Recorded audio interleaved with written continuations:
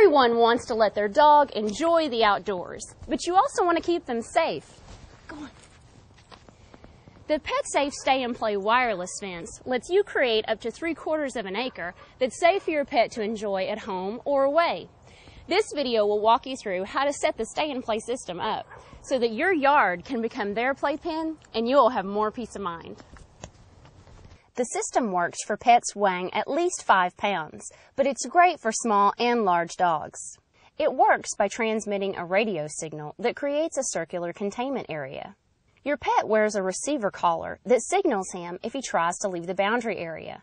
Once trained, your pet can roam freely and safely in the containment area. To set your system up, choose the location for your transmitter. Consider your yard and the area you want your dog to be able to enjoy. The transmitter is in the center of the area. Place the transmitter at least 2 to 4 feet off the floor and in an area that is dry and well ventilated. You may wish to mount the transmitter on the wall, using the mounting template on the back of the transmitter. The unit should be at least 3 feet away from large metal objects to get the maximum coverage area for your pet, but also near a standard wall outlet. Remember not to place anything on top of the transmitter.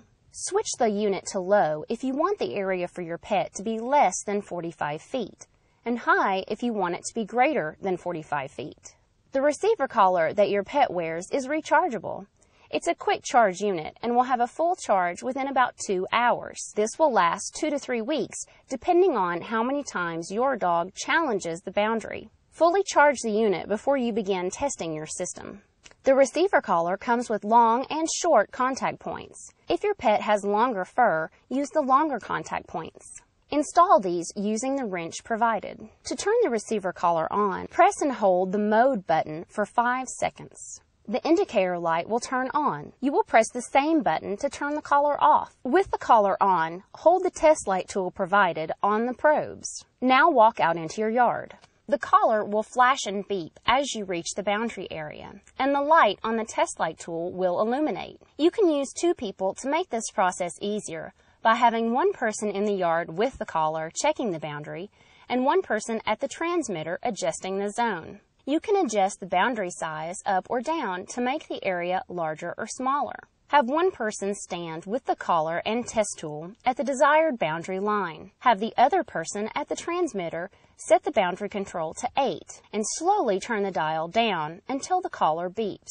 Communicate with each other when the collar beeps. If the boundary area isn't the size you want or falls outside your property area, adjust it to fit your needs. Once you have the boundary area size you want, place flags along the boundary line. You will use these flags to help train your pet. This is covered in our video on training your pet to the Stay and Play system. Getting the right fit of the collar is critical for your pet's safety. Make sure the collar is snug and the contact points are touching your dog's skin. But never pull the collar, putting pressure on the probes against your pet's neck. Here are some important things to know about the receiver collar. Make sure you remove the collar from your pet at night. The collar should not be more than 12 hours per day. Clean the collar probes regularly. To get the best battery life, recharge the unit only when it begins to blink red, indicating less than 20% battery life. The unit will blink yellow at 60 to 20% battery life and green when it is full up to 60%. Pay attention to the light colors to know when your unit needs recharging. When charging, the light will be solid red and will change to solid green when it is fully charged and ready to go. When you get ready to start training your pet, you should begin with the collar on the lowest correction setting and increase it only 1 level at a time until you find the right level. The collar has 5 levels of correction and a tone-only setting. The number of times the collar light flashes red indicates the correction level. The level you use will depend on your pet and their temperament. You can use your own collar with the receiver. It must be 3/4 of an inch and non-metallic. To do this, remove the original collar and thread the new collar through the loops. Never attach a leash to the D-ring of your own collar, as this will put pressure on the contact points against your pet's neck. If you have more than one pet and need additional receiver collars, these are available for purchase at PetSafe.net and many pet specialty retail stores. Another great feature of this system is its power loss alarm. This is to alert you in the event your power goes out or the unit is accidentally unplugged. It will remind you to bring your pet inside until power is restored.